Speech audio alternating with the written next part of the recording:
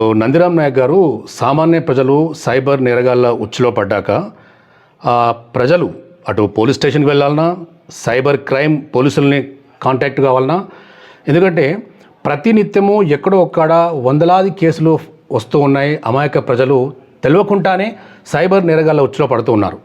మరి దీనికి సంబంధించి పోలీస్ శాఖ తీసుకుంటున్న జాగ్రత్తలు ఏంటి? సామాన్య ప్రజలు సైబర్ నేరగాళ్ళ బారిన పడకుండా ఉండాలంటే తెలంగాణ పోలీస్ శాఖ ఇచ్చే సూచన ఏంటి? అండి, ఇది చాలా ఇంపార్టెంట్ క్వశ్చన్. ఇది ప్రజలు సైబర్ నేరాల బారిన పడకుండా ఉండాలి అంటే ముఖ్యంగా 3 జాగ్రత్తలు తీసుకోవాలి. ఫస్ట్, మన డివైస్ సేఫ్టీ చాలా ఇంపార్టెంట్. మన మొబైల్ ఫోన్ ఏదైతే ఉందో, ఈ మొబైల్ ఫోన్లో అన్నెసెసరీ ఏదైతే యాప్స్ ఉన్నాయో అవి డిలీట్ చేసేయాలి. అది మనకు అవసరం లేని యాప్స్ అన్నీ కూడా డిలీట్ చేసేయాలి, నెంబర్ 1. నెంబర్ 2, ఏదైనా యాప్ మనకు కావాలి అని అనుకున్నప్పుడు అన్నెసెసరీ లింక్ ద్వారా డౌన్లోడ్ చేసుకోకుండా ప్లే స్టోర్ నుంచి మాత్రమే మనం డౌన్లోడ్ చేసుకోవాలి. దాని తర్వాత 3వది చాలా ఇంపార్టెంట్, స్ట్రాంగ్ పాస్వర్డ్ ఉండాలి మన డివైస్కు. అంటే లెటర్స్, నంబర్స్, సింబల్స్ రూపంలో ఉండాలి. చాలామంది ఏంటంటే వాళ్ళ బర్త్డేలు కావచ్చు, వాళ్ళ పిల్లల బర్త్డేలు కావచ్చు, లేకుంటే ఏదో సమ్ ఫెమిలియర్ నంబర్స్ వాళ్ళ పిల్లల పేర్లతోని పాస్వర్డ్స్ ఇస్తారు. ఇది వీక్ పాస్వర్డ్, అది చాలా ప్రమాదకరం. కాబట్టి వెరీ స్ట్రాంగ్ పాస్వర్డ్ ఉండాలి. లెటర్స్, నంబర్స్, సింబల్స్ అన్నీ మిక్స్ అయ్యే విధంగా మనము పాస్వర్డ్ తయారు చేస్తే అది చాలా స్ట్రాంగ్ ఉంటుంది. దాన్ని డీకోడింగ్ చేయాలంటే కొన్ని సంవత్సరాలు పడుతుంది. కాబట్టి పాస్వర్డ్ అనేటువంటిది చాలా చాలా ఇంపార్టెంట్. ఇది దాని తర్వాత మన మొబైల్ ఫోన్ ఎవరు పడితే వాళ్ళకి ఇవ్వడం కానీ అది ఎట్టి పనిలో చేయడానికి వీల్లేదు. సో ఇది రిగార్డింగ్ మన మొబైల్కి సంబంధించినటువంటి సేఫ్టీ మెజర్. రెండోది, మన వైఫైకి సంబంధించినటువంటి, అదే మన నెట్కు సంబంధించినటువంటి సేఫ్టీ. ఎక్కడ కూడా మనకు పబ్లిక్ వైఫై యూజ్ చేయడానికి వీల్లేదు. ఎక్కడ పడితే అక్కడ మనకు ఫ్రీ వైఫై అని ఉంటుంది. మనకు railway station, bus station, some other మాళ్ళల్లో కూడా మనకు ఉంటుంది.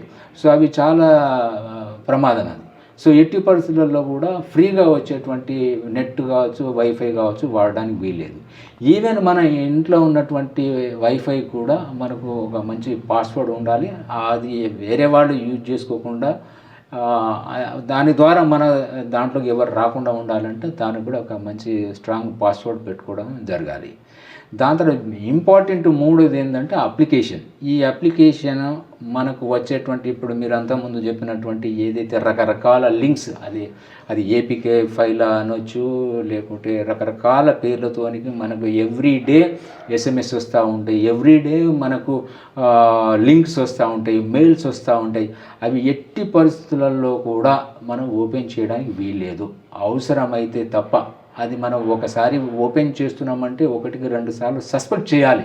ఇది ఏమైనా సైబర్ క్రిమినల్ పన్నాగమా, లేకుంటే ఇంకా ఏమైనా ఉందా అని చెప్పేసి 1-2 సార్లు చెక్ చేసుకున్న తర్వాత మాత్రమే మనం ఆ లింక్స్ ఓపెన్ చేయాలి తప్ప అదర్వైజ్ ఎట్టి పరిస్థితుల్లో కూడా ఆ లింక్స్ ఓపెన్ చేయడానికి వీల్లేదు.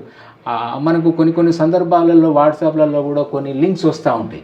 సో ఆ లింక్స్ను మనము జనరల్గా డౌన్లోడ్ చేసుకుంటూ ఉంటాం. సో అట్లాంటి ఎట్టి పరిస్థితుల్లో కూడా డౌన్లోడ్ చేసుకోవద్దు. ఏదైనా సరే మనము ప్లే స్టోర్ నుంచి డౌన్లోడ్ చేసుకోవడము, నిజంగా కూడా అది ఉందా లేదా అనేది ఒకసారి క్రాస్ చెక్ చేసుకున్న తర్వాత మాత్రమే మనం ఏదైనా ఇన్స్టాల్ చేసుకోవాలి. దాని తర్వాత ఇంకోటి ఏంటంటే, మనము ఎప్పుడు కూడా ఫోన్ అప్డేట్ చేసుకుంటూ ఉండాలి. ఆ ఫోన్ ఆల్వేజ్ మనము వర్షన్ అప్డేట్ చేసుకుంటూ ఉండడం చాలా ఇంపార్టెంట్. దాని తర్వాత యాంటీవైరస్ కూడా మన ఫోన్లో ఉండాలి. ఇప్పుడు రకరకాల మనకు సాఫ్ట్వేర్లు కూడా వచ్చాయి.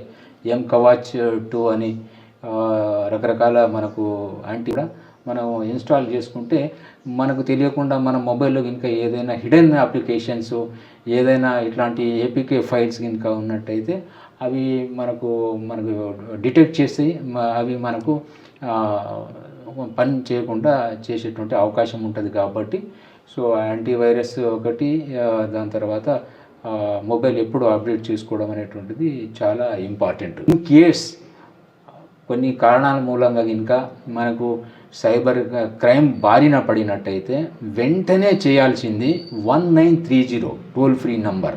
ఇది చాలా ఇంపార్టెంట్. మనము ఎంత తొందరగా కనుక మనము కంప్లైంట్ చేయగలిగితే మన యొక్క అంత అమౌంట్ను మనము ఫ్రీజ్ చేయడానికి, హోల్డ్లో పెట్టడానికి, తిరిగి ఇప్పించడానికి అవకాశం ఉంటుంది. మనం 1 అవర్ లోపు కనుక మనం చేసినట్టయితే మన అమౌంట్ చాలా వరకు రిటర్న్ రావడానికి అవకాశం ఉంటుంది. అందుకే సైబర్ డిపార్ట్మెంట్లో ఫస్ట్ 1 అవర్ను గోల్డెన్ అవర్ అని కూడా అంటారు. సో ఈ గోల్డెన్ అవర్లో కనుక మీరు కంప్లైంట్ కనుక రేజ్ చేసినట్టయితే మీ అమౌంట్ దాదాపుగా రిటర్న్ రావడానికి అవకాశం ఉంటుంది. ఈ 1930 అనేటువంటిది మా ఆఫీసులో ఒక పెద్ద సెటప్ ఉంటుంది. మన యొక్క కాల్ రాగానే ఇమీడియట్లీ మా సైబర్ ఆఫీసర్స్ కాల్స్ రిసీవ్ చేసుకోవడము, ఇమీడియట్లీ మీతోని మాట్లాడుకుంటూనే అటువైపు ఈ అమౌంట్ ఎటువైపు ఏ అకౌంట్ వెళ్ళిందో ఆ అకౌంట్ డీటెయిల్ తెలుసుకొని ఇమీడియట్లీ దాన్ని హోల్డ్లో పెట్టడం జరుగుతూ ఉంటుంది. అంటే ఈ 1930 అనేటువంటిది ఈ బ్యాంక్ అఫీషియల్స్తోని కూడా ఇంటర్లింక్ అయి ఉంటుంది. సో ఇది మీరు రియలైజ్ అయినప్పుడు మీరు పోలీస్ స్టేషన్కో లేకుంటే సైబర్ ఆఫీస్కో కూడా వెళ్ళొచ్చు. బట్ ఇది మీకు టోల్ ఫ్రీ నెంబర్ కాబట్టి మనకు చాలా ఈజీగా యాక్సెస్ ఉంది కాబట్టి, టైం వేస్ట్ కాకుండా ఇది ఉంది కాబట్టి ఈ టోల్ ఫ్రీ నెంబర్ను యూజ్ చేసుకోవచ్చు. దాని తర్వాత మనకు ఇంకొక ఇది కూడా ఉన్నది. మనకు www.cybercrime.gov అనేటువంటి సైట్లో కూడా మనము ఎన్సీఆర్పి పోర్టల్లో కూడా ఈ కంప్లైంట్ రేజ్ చేయొచ్చు. అదేవిధంగా లోకల్ పోలీస్ స్టేషన్కి వెళ్ళొచ్చు, సైబర్ స్టేషన్స్ కూడా వెళ్ళొచ్చు. But it takes little time. But best option అయితే 1930. సో ఆ రకంగా ఇప్పుడు మనకు రోజు కూడా దాదాపు 300 నుంచి 350, 400 బాధితులు మనకు కాల్ చేస్తూ ఉన్నారు. చాలా వరకు ఇన్ టైం తొందరగా వచ్చినటువంటి కాల్స్లో మరి అమౌంట్ కూడా రీఫండ్ కూడా ఎక్కువ అవుతూ ఉన్నది. డిలే అవుతూ ఉంటే మనకు ఛాన్సెస్ అనేటువంటిది తగ్గుతూ ఉంటుంది. కాబట్టి ప్రజలు ఇది గమనించాలి. ఏదైతే మనకు యాక్సిడెంట్ కాగానే 108 మన మైండ్లో ఎట్లయితే ఉంటుందో, అదేవిధంగా ఏదైనా గొడవలు అయితే 100 నెంబర్కి ఎట్లయితే ఫోన్ చేస్తామో, సైబర్ క్రైమ్ అయింది అంటే 1930 కాల్ చేయడం అనేటువంటిది ప్రతి ఒక్కరికి ఇది తెలిసి ఉండడము చాలా మంచిది. మా పోలీస్ డిపార్ట్మెంటు, మా సైబర్ క్రైమ్ డిపార్ట్మెంట్ తరఫున మేము ఎవ్రీ డే మేము సైబర్ అవేర్నెస్ ప్రోగ్రామ్ కండక్ట్ చేస్తున్నాం. కాలేజెస్కి వెళ్తున్నాము, స్కూల్కి వెళ్తున్నాము, మహిళా సంఘాలకు సంబంధించినటువంటి వాళ్ళ మీటింగ్స్ జరిగినప్పుడు వెళ్తున్నాం. ప్రతి గ్యాదరింగ్లో ప్రతి డిపార్ట్మెంట్కి వెళ్ళి వాళ్ళని ఎడ్యుకేట్ చేస్తున్నాం. ఎందుకంటే prevention is better than cure. కాబట్టి అవగాహన అనేటువంటిది చాలా ఇంపార్టెంట్. కాబట్టి ప్రతి ఒక్కరు కూడా దీని మీద సైబర్ నేరాలపైన అప్రమత్తంగా ఉండడము, అవగాహనతోని ఉండడము చాలా ముఖ్యము. కాబట్టి మేమైతే మా వంతు చాలా డెడికేటెడ్గా కమిట్మెంట్తో ఈ సైబర్ క్రైమ్ ప్రివెంట్ చేయడానికి మా మన ములుగు జిల్లాలో కృషి చేస్తున్నాము. అన్ని కాలేజీలకు కూడా వెళ్ళి అన్ని ప్రివెంటివ్ మెజర్స్ క్యాంపెయినింగ్ చేస్తారు. ఇప్పుడు మనకు చూస్తున్నట్టయితే సాంప్రదాయ నేరాల్లో తగ్గిపోయి ఈ యొక్క ఈ టెక్నాలజికల్ డిజిటల్ నేరాలు పెరుగుతున్నాయి. కాబట్టి ఈ నేరాలను ప్రివెంట్ చేయడంలో భాగంగా ప్రజలను ఎడ్యుకేట్ చేయడానికి, ప్రజలను చైతన్యపరచడానికి, ప్రజలలో మంచి అవగాహన కల్పించడానికి మరి మీరు ములుగు జిల్లాకు వచ్చి మా ఇంటర్వ్యూ తీసుకొని మరి ఈ నేరాల నివారణలో మీరు కూడా భాగేశ్వరాజ్ టీవీ వారికి ప్రత్యేక ధన్యవాదాలు తెలియజేస్తున్నాను. చంద్రరామ్ నాయక్ గారు, చాలా బాధాకరము. ఈ మధ్యకాలంలో అమాయక ప్రజల కంటే చదువుకున్న వాళ్ళే ఈ సైబర్ నేరగాళ్ళ ఉచ్చులో పడుతూ ఉన్నారు. అటు సాఫ్ట్వేర్ ఎంప్లాయీస్ కావచ్చు, మరీ ముఖ్యంగా చూడండి సినిమా తారలు. ఉపేంద్ర చాలా ఫేమస్ యాక్టరు, వాళ్ళ వైఫ్ ఇలాంటి ఫైల్ రావడం వల్ల మా ప్రెస్ చేయడము, అకౌంట్ మొత్తము లూటీ కావడము, మళ్ళీ ఆయన మీడియాకు ముందుకు వచ్చి ఇట్లా జరిగిందని చెప్పడము. అంటే చాలామంది వెరీ హైలీ ఇంటెలెక్చువల్ వాళ్ళే ఈ సైబర్ నేరగాళ్ళ బారిన పడుతూ ఉన్నారు. మరి ఇప్పుడు సైబర్ నేరగాళ్ళు దోచుకుంటున్న అమౌంట్ సైబర్ నేరగాళ్లకు ఎలా చేరుతుంది? సైబర్ క్రిమినల్స్ వాళ్ళు దోచుకున్నటువంటి డబ్బును స్టార్టింగ్లో ఇనీషియల్గా ఏంటంటే కొన్ని మనకు రాజస్థాన్, బీహార్, యూపీ జిల్లాలలో కొన్ని గ్రామాలలో దీని కేంద్రంగా అప్పుడు సైబర్ నేరాలకు పాల్పడినప్పుడు డైరెక్ట్గా వాళ్ళ అకౌంట్లోనే అమౌంట్ పోయే విధంగా ఉండేది. సో ఆ రకంగా అమౌంట్ ట్రాన్స్ఫర్ కాగానే వెంటనే పోలీసు వారు ఆ అకౌంట్ ఎవరిది అనేటువంటిది బ్యాంకు ద్వారా డీటెయిల్ తెలుసుకొని ఐడెంటిఫై చేసి వాళ్ళని అరెస్ట్ చేయడం స్టార్ట్ చేశారు. దాని తర్వాత వాళ్ళ యొక్క మోడస్ ఆపరెండి ఇప్పుడు మార్చారు. ఇప్పుడు అంత డైరెక్ట్ వాళ్ళ అకౌంట్లలో కాకుండా వాళ్ళు కొన్ని అకౌంట్స్ హైర్ చేస్తున్నారు. దీన్ని మ్యూల్ అకౌంట్ అంటారు. మ్యూల్ అకౌంట్ అంటే ఇల్లీగల్ బిజినెస్ కోసము వాడేటువంటి అకౌంట్స్ను మ్యూల్ అకౌంట్స్ అంటారు. సో వీళ్ళు కొంతమంది అన్ఎంప్లాయీస్ దగ్గర, కొంతమంది చిన్న చిన్న ఎంప్లాయీస్కి సంబంధించిన వాళ్ళ పేరు మీదుగా కొన్ని కరెంట్ అకౌంట్స్ ఓపెన్ చేపిస్తున్నారు. అకౌంట్ చేపించి వాళ్లకు బిజినెస్లో కొంత పర్సంటేజ్ మీకు ఇస్తాము, మాకు ఐటీ ప్రాబ్లం ఉంది, ఐటీ నుంచి మేము కొంచెము ఐటీ నుంచి తప్పించుకోవాలి అంటే కొంచెం మీ అకౌంట్ను మేము వాడుకుంటామని చెప్పేసి వాళ్ళ అకౌంట్ను వాడుకోవడము, కొత్త వాళ్ళ ద్వారా కొంత వేరే అకౌంట్స్ కూడా ఓపెన్ చేయించుకోవడము, కరెంట్ అకౌంట్ ఓపెన్ చేసి వాళ్ళ అకౌంట్లలో పడే అమౌంట్ ట్రాన్స్ఫర్ అవుతుంది. అయిన తర్వాత అది మళ్ళీ ఒక 2-3 లేయర్స్ ఉంటాయి. అట్లా కొన్ని సందర్భాలలో 10-11 లేయర్స్ కూడా ఉంటాయి. సో ఆ రకంగా first layer, second layer, third layer ఆ రకంగా అమౌంట్ కొన్ని అకౌంట్లలో ట్రాన్స్ఫర్ అవ్వకుంటూ తర్వాత చివరికి అది క్రిప్టో రూపంలోనో ఎక్స్చేంజ్ రూపంలోనో అది వాళ్లకు విదేశాలకు అమౌంట్ చేరుతూ ఉంది. సో రీసెంట్లీ మా cyber security bureau director madam గారి ఆదేశాల మేరకు ఒక స్పెషల్ టాస్క్ చేయడం జరిగింది. దీంట్లో మేము తమిళనాడు నుంచి కూడా కొంతమందిని ఈ మ్యూల్ అకౌంట్ హోల్డర్ను అరెస్ట్ చేయడం కూడా జరిగింది. సో ఈ విషయంలో ముఖ్యంగా ప్రజలకు, యూత్కు పోలీసు వారి యొక్క అపీల్ ఏంటంటే, మీ దగ్గర ఎవరైనా గుర్తు తెలియని వ్యక్తులు కానీ, ఏజెంట్స్ కానీ ఎవరైనా వచ్చి మీ పేరు మీద మేము అకౌంట్ ఓపెన్ చేయించుకొని లేకపోతే మీ అకౌంట్ను మేము వాడుకొని మీకు కొంత కమిషన్ ఇస్తాము, మీ అకౌంట్ మాకు ఇవ్వండి అని చెప్పేసి ఎవరైనా మీ దగ్గరికి వస్తే మీరు ఎట్టి పరిస్థితులలో కూడా వారికి అవకాశం ఇవ్వవద్దు. మీ అకౌంట్ని కనుక వాళ్ళు వాడుకున్నట్టయితే మీరు కూడా ఆ క్రైమ్లో నేరస్తులు అవుతారు. ఈ రకంగా చాలామందిని ఇప్పుడు అరెస్ట్ చేయడం జరుగుతూ ఉన్నది. కాబట్టి ఈ విషయంలో మరి యూత్ ప్రజలు అప్రమత్తంగా ఉండాలి. ఎవరు కూడా మీ యొక్క అకౌంట్ను ఎవరికి ఇవ్వడానికి వీల్లేదు.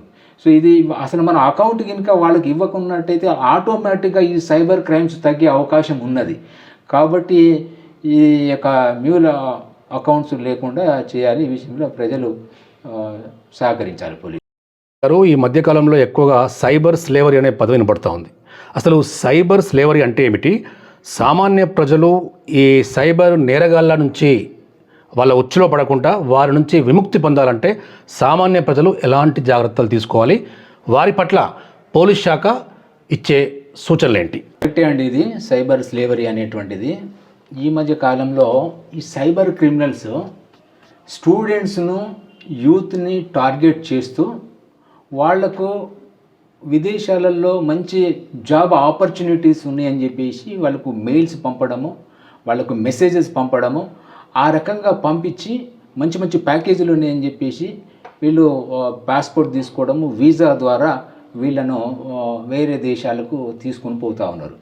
ముఖ్యంగా ఈ మయన్మార్ అండ్ కాంబోడియా కంట్రీస్లలో, ఈ 2 కంట్రీస్ కేంద్రంగా మరి ఇట్లాంటి యూత్ని, స్టూడెంట్స్ను అక్కడికి జాబ్ పేరుతోనే పిలిపించుకొని వాళ్ళతోని బలవంతంగా ఈ యొక్క సైబర్ నేరాల చేపిస్తూ ఉన్నారు. సైబర్ అఫెన్స్లను వాళ్ళ దగ్గర ఉన్నటువంటి పాస్పోర్ట్, వీసాస్ అన్నీ కూడా గుంజుకొని వాళ్ళను బలవంతంగా ఈ యొక్క నేరాలు చేయిస్తూ ఉన్నారు. ఈ మధ్యకాలంలో చాలామంది మన ఇండియన్ గవర్నమెంట్ కాంబోడియా కంట్రీ నుంచి కూడా చాలామంది బాధితులను కూడా వెనుకకు తీసుకురావడం జరిగింది. సో ఇది ముఖ్యంగా స్టూడెంట్స్, యూత్ మీరు ఈ కాంబోడియా కంట్రీ కానీ లేకుంటే మయన్మార్ కంట్రీలలో ఏదైనా జాబ్ ఆపర్చునిటీ ఉన్నది అంటే మీరు 1-2 సార్లు చెక్ చేసుకోవాలి. నిజంగా ఆ కంపెనీ ఉందా లేదా, అది ఉద్యోగం నిజమో కాదా అనేటువంటిది వెరిఫై చేసుకున్న తర్వాతనే మీరు ప్రొసీడ్ అవ్వాలి తప్ప మీరు అన్నెసెసరీ వాళ్ళు పంపించేటువంటి లింక్స్ కావచ్చు, వాళ్ళు పంపించేటువంటి మెసేజెస్ కావచ్చు, ఇంకా ఈ మధ్య కాలంలో ఫిజికల్గా కొంతమంది ఏజెంట్స్ కూడా కాంటాక్ట్ చేసి కూడా మీకు జాబ్ ఆపర్చునిటీస్ ఉన్నాయని చెప్పేసి వాళ్ళని నమ్మించి మంచి మంచి ప్యాకేజీలు, లక్షలలో జీతం ఉంటుందని చెప్పేసి మరి వాళ్ళ దగ్గరికి వేరే దేశాలకు తీసుకొని పోయి వాళ్ళతోని బలవంతంగా వాళ్ళను బానిసల లెక్క అక్కడ చాలా హరాస్మెంట్ చేస్తూ వాళ్ళకి ఇష్టం లేకున్నా కూడా వాళ్ళని బలవంతంగా వాళ్ళతోని ఈ యొక్క నేరాలు చేయిస్తూ ఉన్నారు. దీన్నే సైబర్ స్లేవరీ అంటారు అన్నట్టు. సో ఇది కూడా స్టూడెంట్స్ ముఖ్యంగా ఎవరైతే ఉద్యోగాల కోసం ఎవరైతే ప్రయత్నం చేస్తూ ఉన్నారో అట్లాంటి వాళ్ళు ఈ విషయంలో కొంచెం జాగ్రత్తలు తీసుకోవాలి. సైబర్ క్రైమ్ విషయంలో అటు ఏపీకే ఫైల్ కావచ్చు, ఎస్బీఐ కావచ్చు, ఈ మధ్య కొత్తగా వస్తున్న ఆధార్ అప్డేట్ కానీ, ఆర్టీఓ అప్డేట్ కానీ, ఇలా సైబర్ నేరగాళ్ళు అమాయక ప్రజలను ఏ విధంగా అయితే లోబర్చుకొని వారి అకౌంట్ని లూటు చేసే ప్రయత్నంలో ప్రతినిత్యము నిమగ్నమై ఉండరో వారి పట్ల తీసుకోవాల్సిన జాగ్రత్తలు సంబంధించి ములుగు జిల్లా cyber crime DSP Nandiram Naik గారు జై స్వరాజ్య వరల్డ్ టీవీకి ప్రత్యేకంగా అందుబాటులో ఉండి సామాన్య ప్రజానికానికి పోలీస్ శాఖ తరపున మంచి భరోసా ఇస్తూ మరియు వారికి అవగాహన కల్పించే ప్రయత్నంలో సైబరు నేరగాళ్ళు ఏ విధంగా అయినా సరే ప్రత్యేకంగా ఒక ఫెస్టివల్ రూపేణా లేకుంటే రకరకాల ఇంపార్టెంట్ అకేషన్లో సైబర్ నేరగాళ్ళు మూడింతలుగా మిమ్మల్ని ఆకట్టుకునే విషయంలో, అమౌంట్ను లూటు చేసే విషయంలో మిమ్మల్ని ఈజీగా ఇంప్రెస్ చేసే ఆస్కారం ఉంటుంది. కాబట్టి వెరీ అన్ఫార్చునేట్, ఈ సైబరు నేరగాళ్ళ బారిన చదువుకోని వారికంటే చదువుకున్న హైలీ ఇంటెలెక్చువల్సే తెలియకుండానే ఈ సైబరు నేరగాళ్ళ ఉచ్చులో పడుతున్నారని చెప్పేసి ఈ సైబర్ నేరగాళ్ళ విషయంలో ఉచ్చులో పడ్డప్పుడు ఇమీడియట్లీ ఒక 1 అవర్ గోల్డెన్ అవర్, అది ఆ 1 అవర్ లోపే పోలీస్ శాఖ ప్రత్యేకంగా సైబర్ క్రైమ్ పోలీస్ శాఖను మీరు అప్రోచ్ అయితే మీకు మీ అమౌంట్ పరంగా ఎలాంటి ఇబ్బంది ఉండదు. మీ అమౌంట్ పూర్తి స్థాయిలో రికవరీ చేసే ఆస్కారం ఉంటుంది. సమయం అనేది లేట్ అవుతున్న కొద్దీ మీ అమౌంట్ అనేది రికవర్ చేసే ఛాన్సు ఎంత సాంకేతిక పరిజ్ఞానం వాడినా కానీ పోలీస్ శాఖ వారికి కూడా ఉండదని చెప్పేసి ప్రతినిత్యం సైబర్ నేరగాళ్ళ బారిన పడుతున్న సామాన్య ప్రజానికానికి మరియు ప్రతి ఒక్కరికి జై స్వరాజ్య వరల్డ్ టీవీ వేదికగా ములుగు జిల్లా DSP cyber crime DSP Nandiram Naik గారు చెప్తూ ఉన్నారు. So it's me Chilivelu Shankar signing of.